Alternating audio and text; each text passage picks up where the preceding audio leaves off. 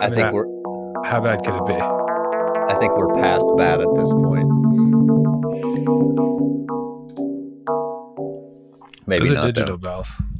I I didn't. I didn't bring a steel drum to my basement for that one. I really like bells.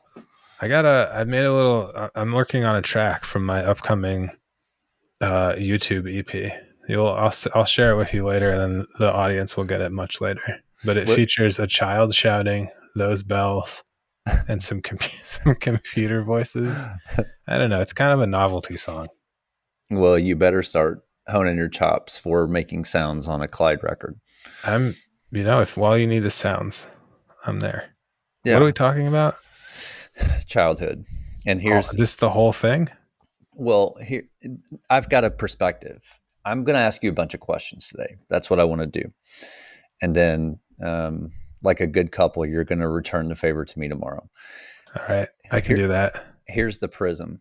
All right. There's a Bible verse, and it's First Corinthians chapter 13, verse 11. And I read this the other day, and it floored me. And I've known this Bible verse my entire life, but this take of the verse floored me. When I was a child, I spoke as a child, I understood as a child, I thought as a child. But when I became a man, I put away childish things. And I understand what the verse is supposed to mean, but the way it hit me is all of the great qualities and characteristics of childhood. We're in, and always have been, this is not time period specific, we're in such a rush to distill out of children and replace with all the horrible qualities of being an adult. And I don't like that. What's the So most horrible quality of being an adult? Responsibility. cynicism, being jaded, compliant in an authentic way. I mean, all of the things that make good employees, I think you could trace to what is I'm talking about specifically, or maybe it's a good community member and it's a must. I don't know. It's just one of those things that I don't have the answer to, but it's an observation that I don't care for.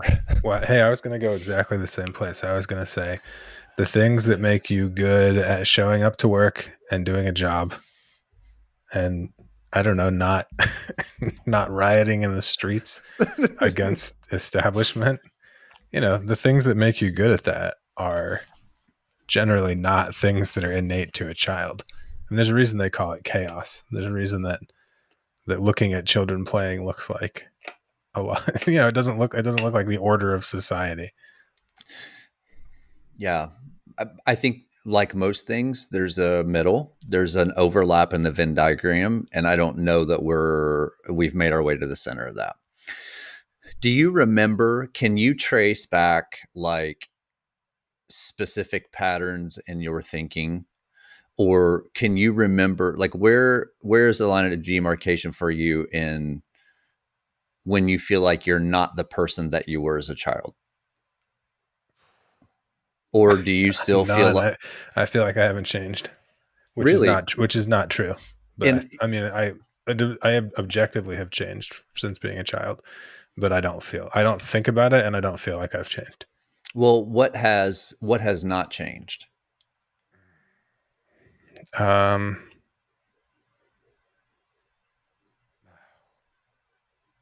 what has not changed?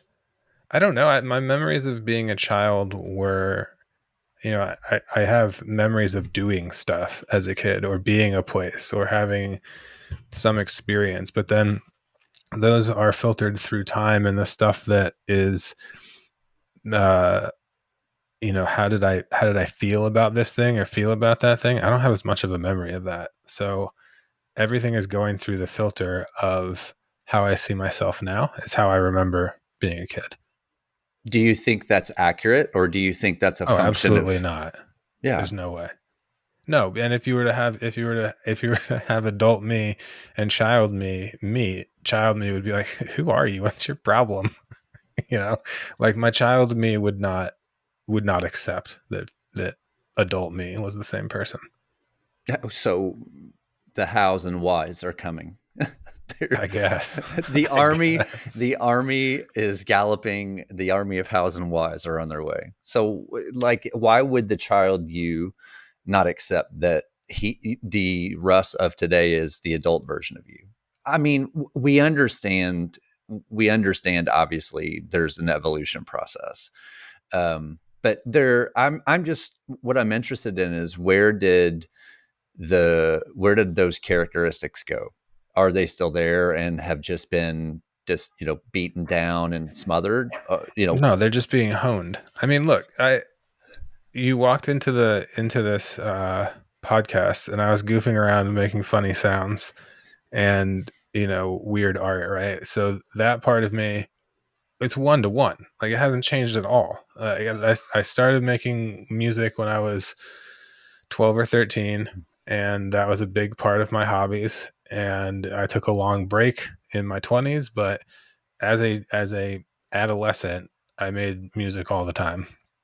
And then so dabbling with this synthesizer, and drawing, and then taking the drawing and then sort of like smashing it up and making it video. Like, all that stuff is just incremental changes from doodles in the bulletin at church, right? Like, which started when I was as young as I can remember, and making music, which was I guess it was before, when I was 12 or 13 was when I started making music, and it felt like a thing I was doing for fun and to express myself. I sang at church or in the kids choir or whatever before that, but it felt like it was a class, not like it was expression. You know what I mean?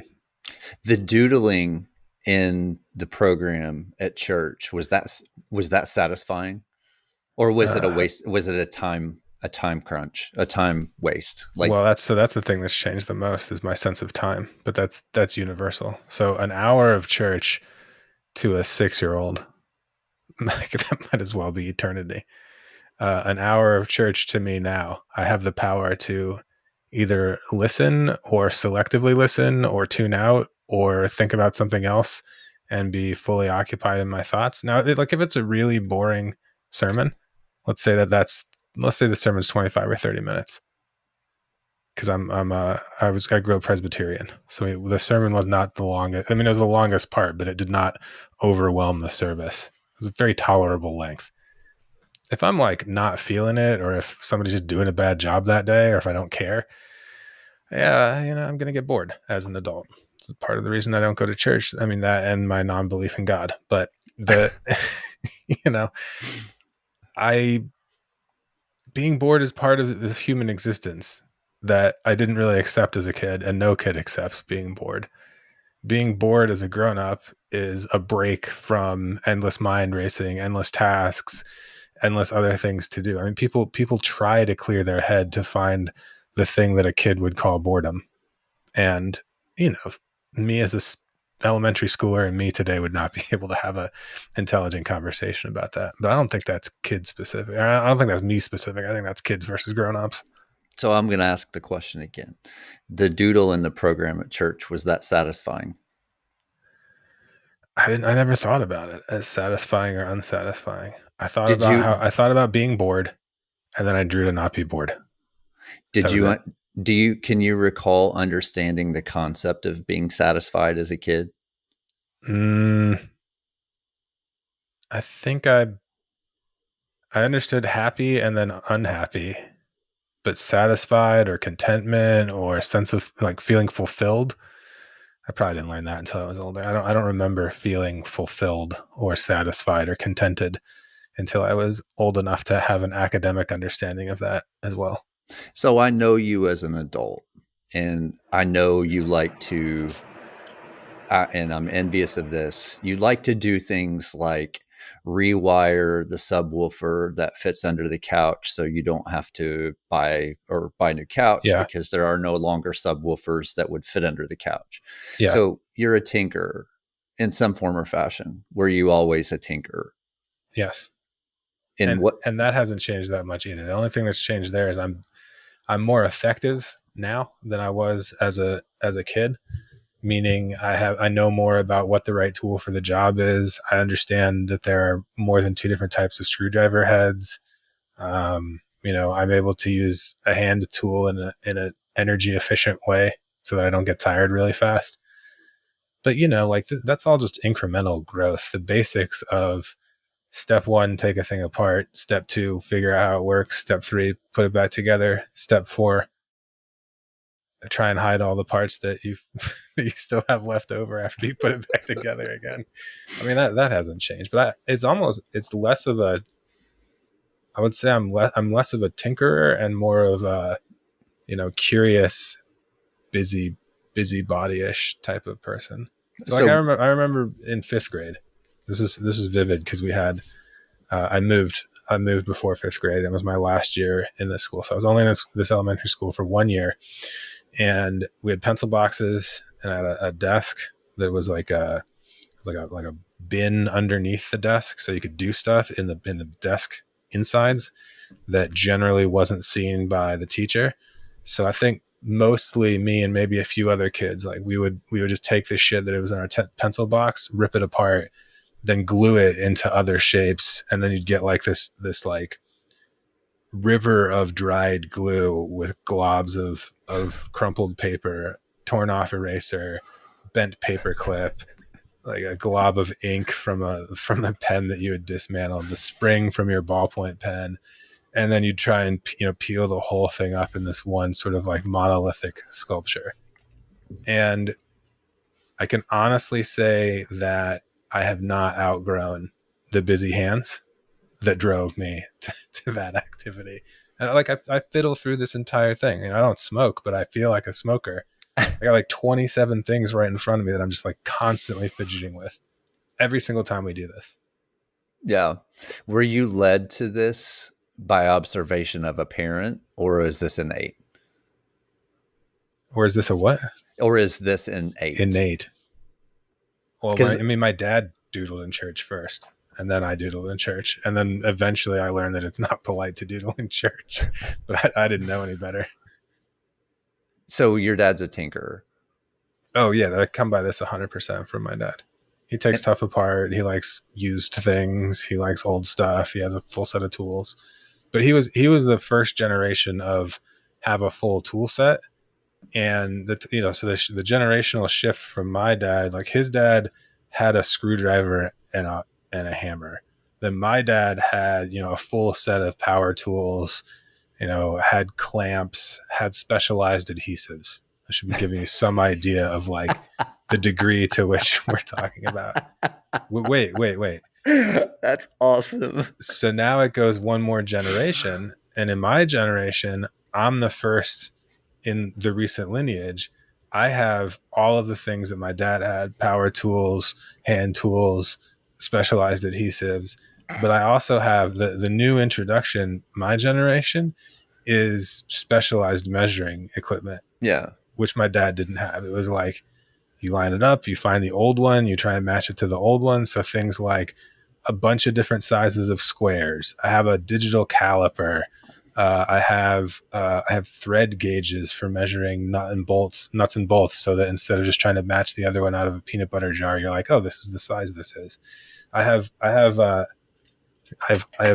feeler gauges. These are pretty new. This is probably my newest tool. These little blades are all known thicknesses, and so like I have thickness gauges. That was a guitar tool. But the idea of having dedicated measuring tools other than a measuring tape, a yardstick, a ruler, a chalk line. That was old school. We had a plumb line. Yeah. But it was for a specific project. The chalk line got bought to lay tile in a kitchen when I was in second or third grade. And then the chalk line was never used for anything ever again. Were you part of that project? No, absolutely not. I was younger than 9, for sure. Do you remember being part of projects with your father? Home improvement, automotive, otherwise? Yeah, so we built a wagon, which I can't remember if I remember building it or if the picture of us building it together sat on a shelf in plain view for my entire childhood. we still have the wagon. Like my kids play on the wagon. The wagon was in disrepair after having been outside for a really long time. So I did like a sprucing up of the wagon last summer at my parents' place. So yeah, like I definitely built stuff side by side, and there were projects that were for doing, and there were projects that were for the sake of a project, and I was involved with both. Um, my mom was more into like science experimenty type stuff, so we're gonna make colored foam, or we're gonna make you know, we're gonna mix up ingredients and try and see what happens. Not like kitcheny stuff, but like we're gonna do science experiment ingredient mixing. Um, but like there was definitely a lot of encouragement to do exploratory sciency and mechanical stuff from both sides. I do remember very vividly going like the arc of the Boy Scouts or Cub Scouts Pinewood Derby, the downhill cars that you make out of wood. Yeah. I The first time I did it kind of with my dad, and then the second time I did it mostly by myself. And by the time I kept going, eventually I just did the whole car without any involvement other than, hey, don't drill through your fingers, bud. And that was it. Or try not to get paint on the places that don't where paint doesn't belong. Um, and so my car was always incredibly slow because I never figured out how to make a fast car. And then once I realized it was going to be slow, I was like, I just kind of want it to look cool. And so I designed the cars to look cool, culminating in what I realize now is kind of like an overdone thing, but it was a really nice looking Flintstones mobile was my last car.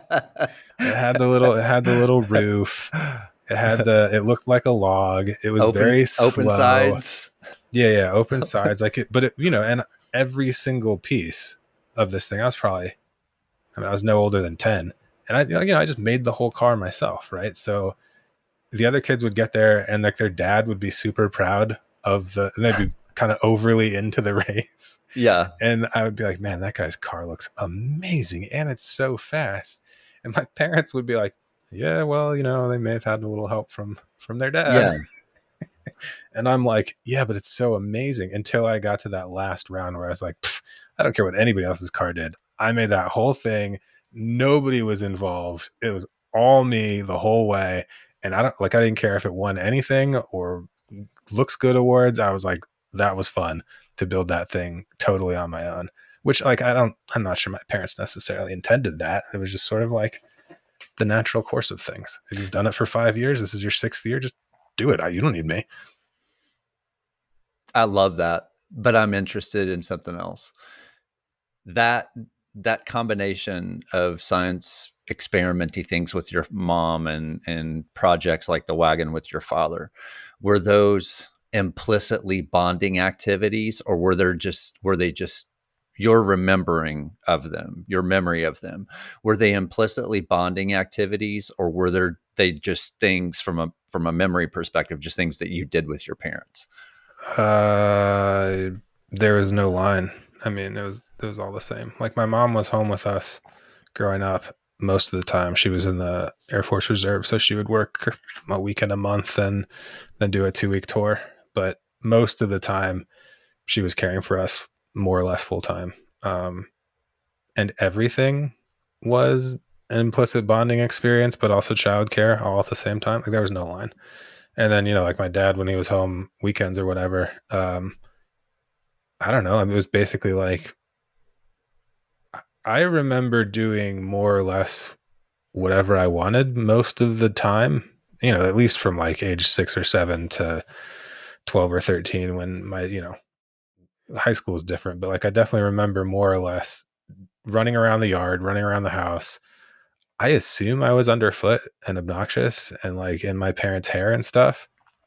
But mostly I remember coexisting, doing my own thing while, like whatever weekend project needed to get done, the tile thing. I don't know where I was when the tile got laid. I lived there.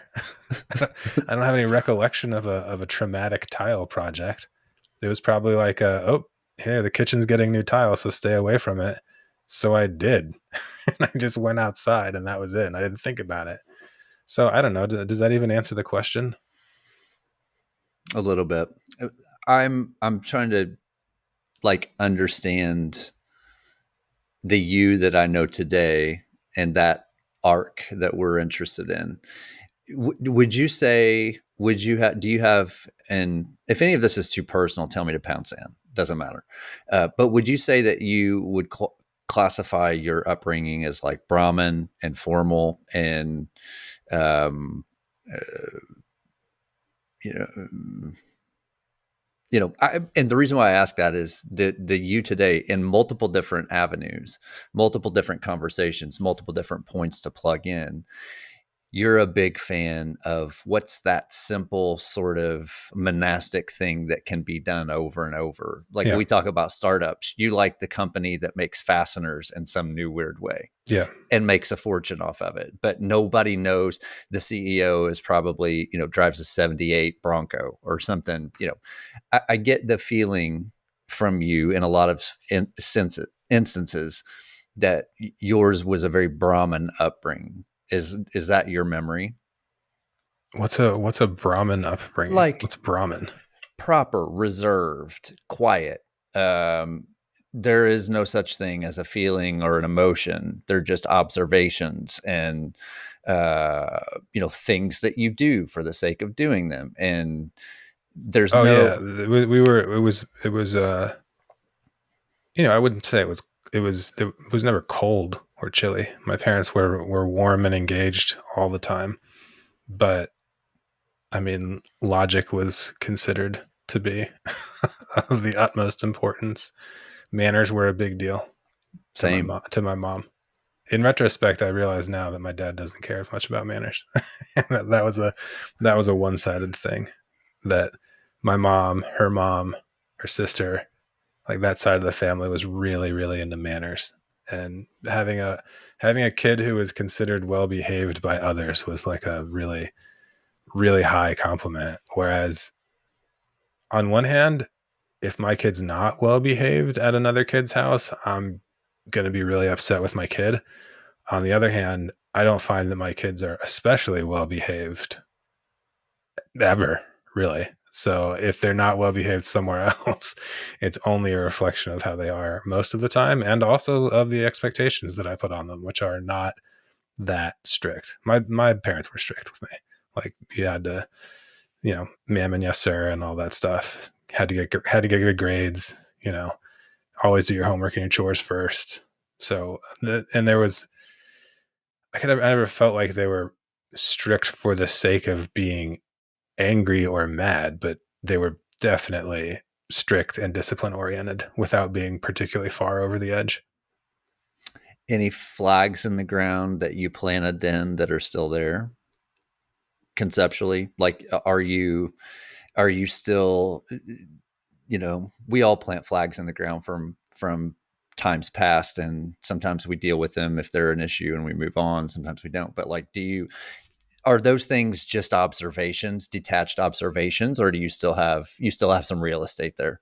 All the formative stuff, I mean, I know it came before this, but the formative stuff that I remember all materialized later, but like when I was in high school. So I very vividly remember, this is going to come as a total shock to you. I vividly remember having basically like different teachers on various sides in terms of their opinion of me, and they were more or less being played against one another unintentionally. So like I would push it with one teacher knowing that I had three others who would back me up, and I didn't know it, and I didn't know that this was politicking and manipulating and just generally being I knew it was being difficult, but I didn't quite grasp why it was being difficult. But naturally understanding that like if you're in the good books with the assistant principal, you can be in the bad books with the teacher that you don't like. And if you realize that nobody else likes the teacher, not like other students, but like none of the other teachers or administrators like that teacher, you have nearly unlimited room to do whatever you want because nobody else likes this person either. And if you have the administrator who likes you and other teachers like you, well, then you can push the envelope with that one person.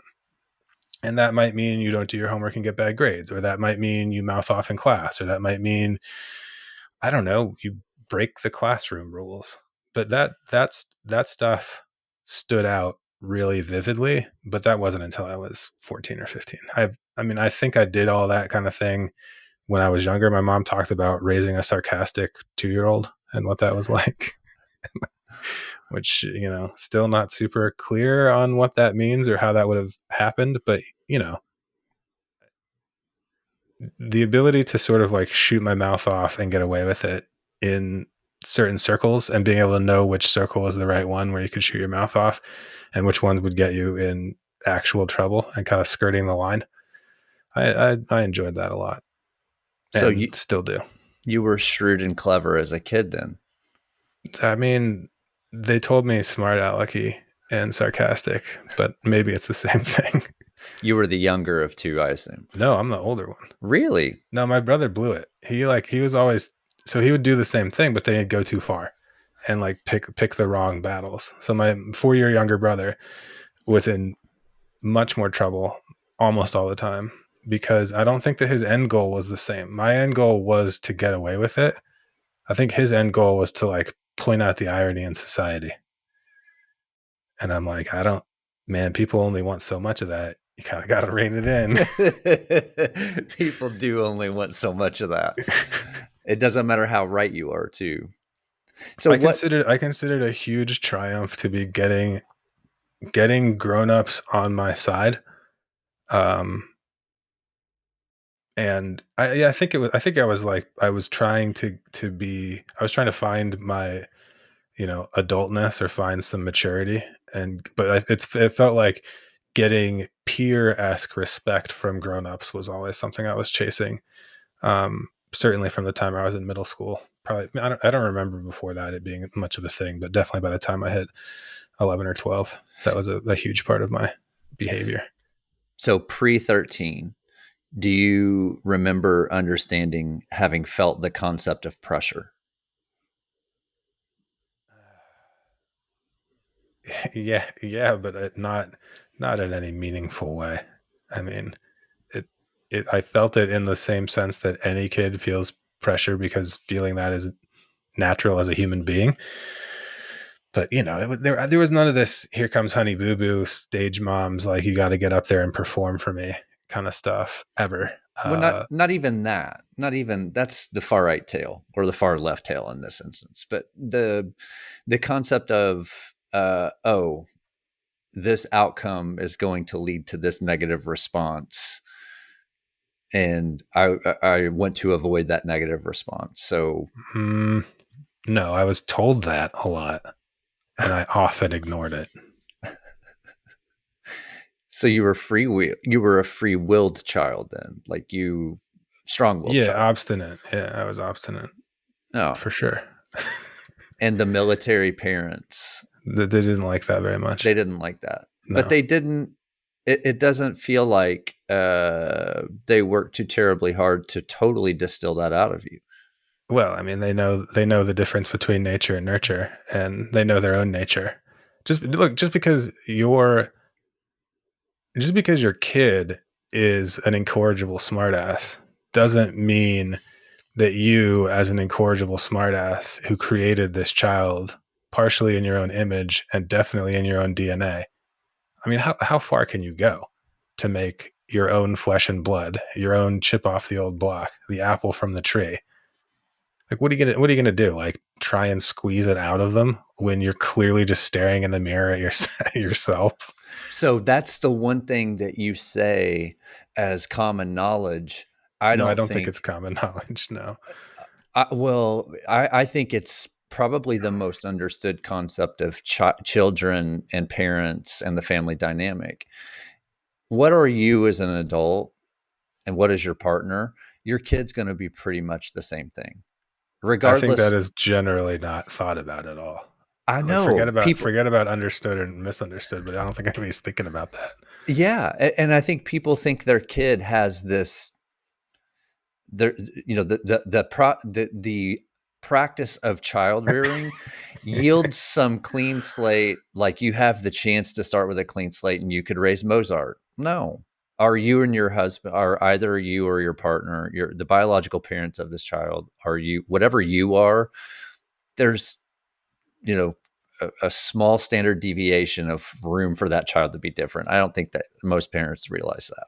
My parents were proto-millennial parents, which, hear me out on this, right? So I'm a millennial parent, and this means that there's a lot of hovering, trying to enrich your child, trying to make sure you have quality time. Both parents are working. You might have the mom be the breadwinner. There may be like some sort of, there may be some lingering social tension that is then lived through the changing dynamics of the workplace and the difficulty of keeping up with changes in the workplace in the household, right? Like these are all hallmarks of millennial parents. You like to you overbuy for kid holidays.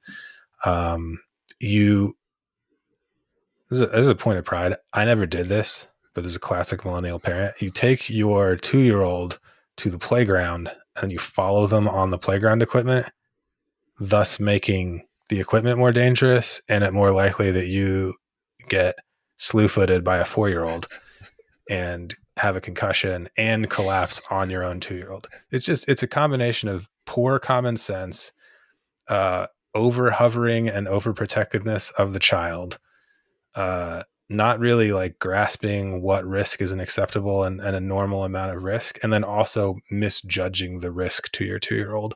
So therefore you're on the playground equipment. 30 I'm sec- like, no, get off the playground equipment.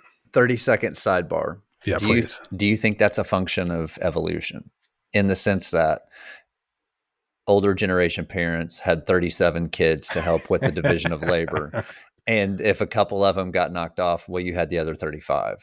You have 2 kids. These are the 2 kids you're going to have. You've got to polish them and shine them and keep them protected. Like, all right. So is following your kid onto a jungle gym evolution? No. Is treating your 1 to 2.5 precious cargos as the precious cargo because you have fewer kids, is that evolutionary? Totally. Yeah. Oh, I've had a successful life, but I wasn't ready for getting married. Oh, now I'm 35. Now I'm going to start looking at getting married. Ooh, now I'm like up against the wall biologically, so I need to have a kid. Oh, it's not working, so I'm going to have fertility treatment. Oh, the fertility treatment was okay, but like maybe we want more because this one's head is not quite round enough or whatever. Now I'm 42 and having a second kid, and it's like, yeah, you would treat that precious because you think about what you put into it. yeah. So like, forget about following onto the playground equipment. Yeah, you're going to treat that as the precious commodity that it is. But I mean, it's also cultural, right? Like if we were talking about this recently, Valentine's Day for elementary schoolers used to be a cardboard cutout for each kid. They were all rectangles, and all you had to do was choose between 3 characters, which one you're going to hand out to which kid, and that's it, right? And now it's like treasures and tchotchkes and prizes and bubbles and stickers and candy and gum and like all this other nonsense. And somewhere between, I don't know, 32 years ago when I was that age and now, somebody turned on the turned on the junk pile of Valentine's Day. And that, that's not a matter of protecting the kids. That's the matter of just culturally shifting to, showering kids with stuff. So when I say my parents were proto-millennials, what I mean is they didn't hover over me. They were like, get out of here and let the bird fly. But had they been raising me 30 years later, I think that the odds that they would have waited a little long, they were 29 when they had me. A lot of their peers were, 5 or 6 years younger than that when they started having kids.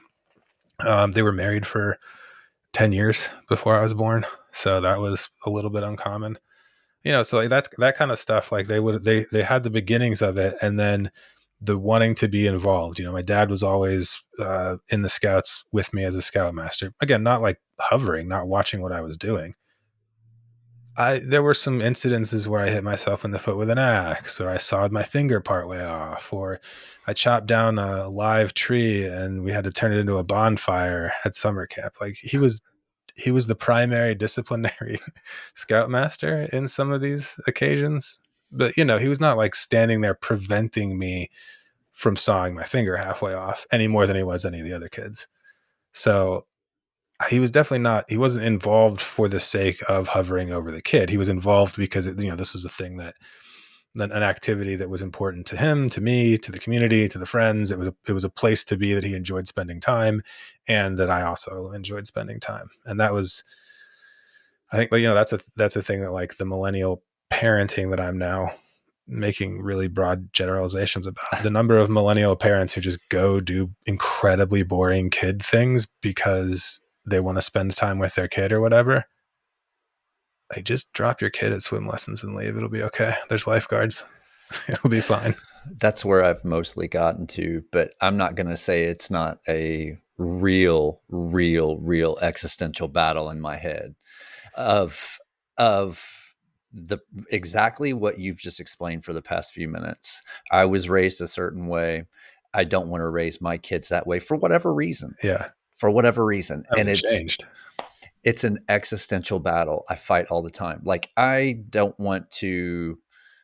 Every weekend is not a circus. It's not Kings Island. It's not, it's not an amusement park trip. But I feel guilty the entire time it's not, because, like, are they going to look at time with me as being bored or but where I've landed is I show up, I'm present, and I love. I unconditionally love.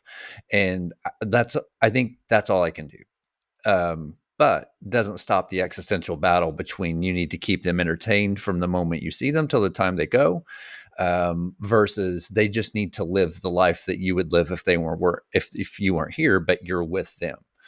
I see it as it's a two-tiered system. So the first tier is, can you make that kid make it to adulthood healthy and well-adjusted, right? So, like, not to make it too dark here, but kids are a danger to themselves, whether that's toddler danger or teenager danger or everything in between. Keep them out of the street. They're out there trying to just, like, end themselves all the time. Everything. There's danger everywhere. And a non-trivial, chance that something bad is going to happen in early to teenage childhood, right? So keep them alive and keep them safe, and make them have you don't even have to get them to have healthy habits. They don't have to be healthy when they're 17 or 18 or 19 and potentially leaving the house. Like, they need to have the foundations of healthy habits at that point. Yeah. That's number one. But you can raise healthy, happy kids and be very, very, very hands off as a parent, or even mostly absent, right? Like, if you judge, how much does this kid actually need? Is there another parent who's doing the primary parenting? Is there a strong support structure from their friends, from church, from school, from activities, from coaches? Like, you can basically set up a structure where that kid is very likely to make it out happy and healthy to adulthood. And you're not spending every weekend with them, certainly not going to the amusement park, but you may not even be spending every weekend with them at all, because you're either doing other things, or you're doing stuff that you like, or you're doing stuff that's, furthering the finances of the family, or it's like, take your pick of what you're doing, but you don't have to be there 100% of the time, or even 90% of the time, or even 80% of the time, to ensure that you get, condition one met, happy and healthy, made to adulthood. Now, condition two, which I consider the icing on the child made it to be an adult cake. Mission number two is, what's your relationship with that child as a person, and what's that going to look like through the rest of your lives together? So is that kid, like, which of your kids is going to be the one that puts you in a nursing home? Which is the one that's going to do it out of love, and which is the one that's going to do it out of stubborn obligation? Are you going to have a long stretch where you're not really talking to them over that period of time? Are they going to, like, have a great relationship with their mom, but not really with you? And you're just sort of, like, on the phones on Sunday night while the kid talks to the mom as a routine, and you're just sort of saying hi once a week. Is it going to be, you see them at Thanksgiving and they clap your hand on the back, and the parent says, like, some big wise words at Thanksgiving when the kid is 22, and then doesn't see him for another year? Like, establishing what that relationship is going to look like the rest of the time. I think parenting science has barely got there. Like, we have no idea what to do with any of that stuff. No clue. 100%. It's too nonlinear. There are too many variables. So you segued into my final question. All right. Do you look back?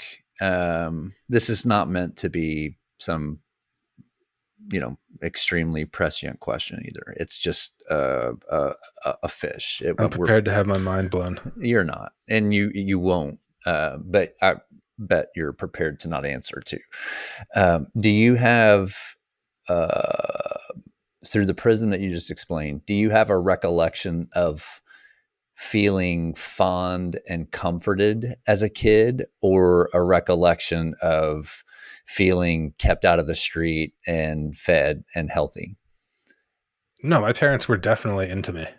Like I was favored as a child, as their child, as no, I've had nothing but positive support my entire life from almost all family across the board.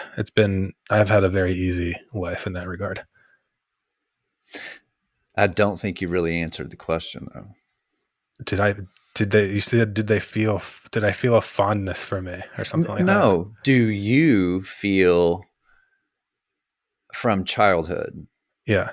not today, where you've done all sorts of equation balancing? We all do this, by the way. All sorts of equation balancing on what was and what is now. Do you have a direct memory as a kid of feeling comforted and close from an emotional standpoint, or I know I was taken care of? Like I was protected, I was fed, we were, you know, Still because both. I mean, still good. definitely taken care of and protected and not, there was no point at which I was not cherished and treasured fondly all the time. So like someday there'll be a shrink and they can psychoanalyze my egoism or whatever and be like, someone should have spanked you more. It's Yeah. totally not. That's totally not true, though. That's why I'm. Well, see, this is the thing that kind of blows my mind is as we reach millennial parenting and then now we're into the beginnings of whoever's after us, the next generation of parenting. I think I think there's no ambiguity that raising a kid to feel nurtured has like lifelong benefits, which Yeah. sounds ridiculous. But raise a child to be strong and till a field well versus raise a child to feel like they're important. I mean, you got like Mr. Rogers, you got Raffi, all the great thinkers have laid this stuff out. And Do I, you do you remember the commercial? Maybe this was just because my generation was the last to be like literally sent into the streets. it's There 10 were there were Do you know where your commercials children are? that, and there was one. It was a song, and it was "Have you hugged your kid today? Have you sent him on his way with love?" Like, I'm too young to have seen the commercials, but yeah, it was like right at the beginning of or right before Sesame Street generation, where yeah. having a TV show that talked about it's okay to have big feelings, or like this is how you manage your feelings, or you should hug your friends, like stuff like that being on TV apparently had a huge impact on a generation of people who were just sort of waiting to be told that. And then it created, a generation of soft Too millennials much the other way. ready to Yeah. chase their kids down the Yeah. down the jungle gym. Yeah, see, that's the other. I know I said that was my last. This is. I have to gas back for a second. Tell me, please. I think that's my. This was very interesting, by the way. But that's my another existential battle that I have is I'm. It's probably for sure detrimental, but I have a longing nostalgia for the, dad comes home, he's the single earner, the 50s nostalgia of childrearing, where the kid is to be seen and not heard, not heard from, you know, get out of here, that sort of thing. I have a nostalgia for that because I think you had to be a true individual. Now, it also bred all sorts of horrible things from a interpersonal standpoint, but I think we've overcorrected, and that's like an existential battle for me in my head of Yeah. how much does the kid need to be kicked outside to be kicked around early in life while still being protected versus chasing your kid on the playground and trying to, safety bumper car, bowler, put the bumpers up in the bowler lane for everything that they do in life. Somewhere between seen and not heard, and somewhere between they're to be seen and not heard, and we are going to micromanage every single component of every single day Yeah, is probably the right answer. for sure. For I will sure. tell you, when I think about seen and not heard, once a day at 5:45 p.m. at the dinner table, I Yeah. marvel to myself how this would have gone 50 years ago. And I Yeah. often tell the children how it would have gone 50 years Years. ago. And they have zero awareness of They what just that take their mashed means. potatoes, put it on a spoon, flick it in my face, and just scream, "Shut up, you idiot!" Yeah. And you let it happen. And I let it happen, and then I just weep into the mashed potatoes, dripping off my cheek. See, I wouldn't have had the luxury. I would have been like 4 hands across Yeah, my yeah, face before, if I flick, whatever. yeah. This is what I Um, tell them, and they're like, yeah. "I don't believe you're not. That's not true." I'm like, "I promise you, it's true." So it's interesting that and we'll close on this. I know I'm dragging it out, but it's interesting that you end with a dinner example because those are some of my fondest memories as a kid. Oh yeah, And still, and it's still, great. and I think incredibly important. I think whatever the relationship, parent, child, friend, significant other, romantic interest, business dinner, the ability to sit at a meal and engage in meaningful conversation, there aren't too many things more satisfying in life. We had this is one of the few situations where my kids showed up and entered an established routine. I had more than 10 years in a row where we worked during the day, we came home, we ate dinner at 6 o'clock. That was the routine, and it was sitting down to like home cooked food 4 to 7 nights a week, Yeah. all the time for a straight decade. And then once the kids showed up, it was like there was never really a lot of question as to whether that was going to continue. Not because we were doing it to be good for the kids, although it is. Like, we were doing it because like we have dinner, and that's like an anchor point of the whole day, and we're going to keep doing it no matter how many mashed potatoes get flung. And maybe they'll look back and just think about all the incredible fart jokes and diarrhea talk they had at the table, and how rich and comforted they felt during during those meals that they were ruining for us. Well, the good thing about that experience is no matter what has happened during the day, to close the day is the manifestation of the union of that Yeah, relationship. exactly. And there's like you can read all the books and do all the playground chasing that you want, but if that piece is missing in a healthy way, then I don't know, how successful is it? That's a good summary. Good closer, Terry. You've been Yeah. practicing. I haven't. Talk to you next time. Works. Bye, Terry. Until the next time.